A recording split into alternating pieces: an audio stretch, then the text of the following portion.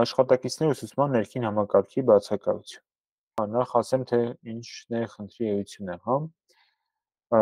Երբ որ չկա ներքին ուսուցման համակարգ, այսինքն երբ որ նոր աշխատակիցներին ուսուցանելը ու առկա աշխատակիցների ընթացիկ զարգացումը ապահովելը կանոնակարգված չի արվում, համակարգված չի արվում, դա տևում է շատ ավելի երկար ու բնականաբար դրա վրա ծախսերը շատ ավելի շատ են։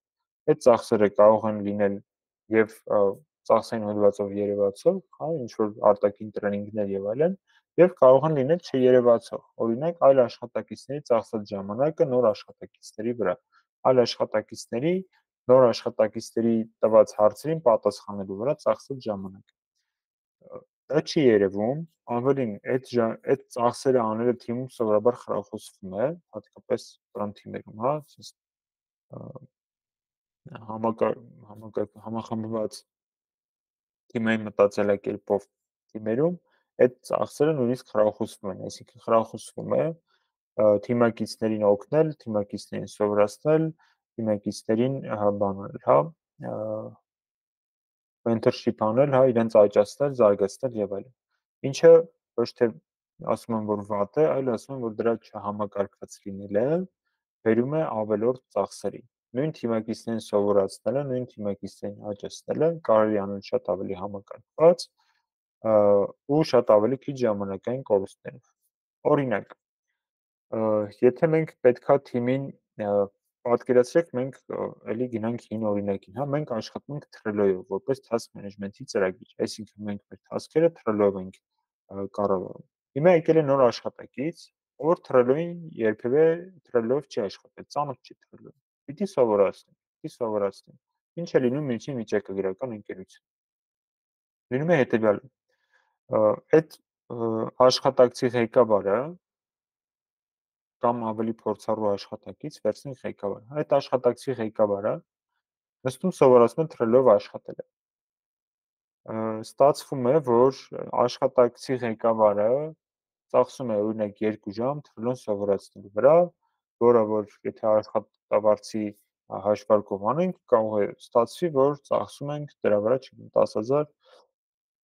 20,000 կամ x ժամ, հա։ Եթե մենք գումարենք մեր ամսվա ընթացքում բոլոր թիմակիցներին Trello-ն սովորացնելու ժամանակը, դա կարող է էական գումար ստացվել։ Ու եթե մենք գումարենք ոչ միայն Trello-ն, այլ նաև մյուս ուսուցման ծախսերը, դա ահռելի գումար կկազմի, հա։ Բայց Trello-ին վերադառնանք։ Ինչ կարելի անել այդ ծախսը կրճատելու համար։ Մի անգամ կարելի է մի հատ վիդեոռոլիկ սարքել, թե ինչպես ենք մենք աշխատում Trello-ով, դա տեղադրել մեր գիտելիքների բազայում, ու նոր աշխատակցին ուղղակի այդ գիտելիքների բազային մի հատ պապկա սարքել, անունը գրել նոր աշխատակցի, այսինչ թիմի նոր աշխատակցի բան, գիտելիքների բազա։ Տալ հասանելիություն այդ պապկային, ասել տեքստը ինչ կա գրված, ինչ կա վիդեո, տեքստ, ինչ կա, դու պետքա սովորես։ Պետք է այդ ամեն ինչը իմանաս, որ կարողանաս մեր մոտ աշխատել։ Քեզ տալիս ենք x օր, x ժամ ժամանակ, կնայես վիդեոները, հետո կգաս ընդհանրապես բան կանես, հա, քննություն կտաս։ Ուստեղ այդ նույն ղեկավարի ծախսած ժամանակը կլինի ոչ թե 2 ժամ, այլ կլինի օրինակ 5 ժամ ընդհանրապես ստուգելու համար մարդը հասկացավ թե Trello-ը ինչպես պետք է աշխատի, թե ոչ։ Ուսուցման ներքին համակարգ սարքելու համար իրականում բավականին շատ աշխատանք է պետք անել, բայց եթե մենք էլի, հա, եթե գնանք նրան, որ հաշվենք, թե տարվա կտրվածքում ինչքան ժամանակ ենք ծախսում մեր առկա եւ նոր աշխատակիցների ուսուցման վրա, տեսնենք, որ դա այլանդակ տրանզակցիոն ծախս է։ Տեսնենք, որ մեր աշխատավարձի մեծ մասը իրականում մենք ջուրն ենք լցնում։ Այսինքն, նախ ստեղ ծախս կա աշխատակից ընդունելու, որը որ բանը փորձաշրջանը չի անցնում կամ ինչ-որ պահից գնում է։ Ստեղ ծախս կա նույնիսկ այն աշխատակիցների մասով, ովքեր գալիս եւ մնում են իրենց ուսուցանելու վրա։ Ստեղ ծախս կա բանի վրա, ընթացիկ թիմի ընթացիկ զարգացման վրա տրեյնինգների ու ուսուցման, տարբեր ուսուցման ծրագրեր իրականացնելու վրա, հա։ Եթե մենք այս ամեն ինչը հավաքենք ու հաշվենք, թե մեր թիմի ընդհանուր ժամանակի քանի տոկոսն է գնում իրար սովորացնելու վրա, մենք տեսնենք, որ դա ահռելի գումար է։ ու եթե մենք անալիզ անենք, թե ինչ ենք սովորացնում մեր թիմակիցներին, իրականում ինչ ենք սովորացնում, մենք կհասկանանք, որ դրա զգալի մասը կարելի է ավտոմատացնել։ Նույն տրեյնինգը, որ մենք բանավոր ժիվոյի անում ենք մեր աշխատակիցների հետ, սովորական տրեյնինգը, հա, ասենք հավաքում ենք լսարանում, վաճառքի թիմի նոր մասնակիցներին, նոր պրակտիկանտներին ներկայացնում ենք մեր պրոդուկտը։ Այդ նույն տրեյնինգը միանգամից կարելի է տեսագրել, այդ տեսագրությունը արդեն տալ հետագա սերունդներին, հա, մյուս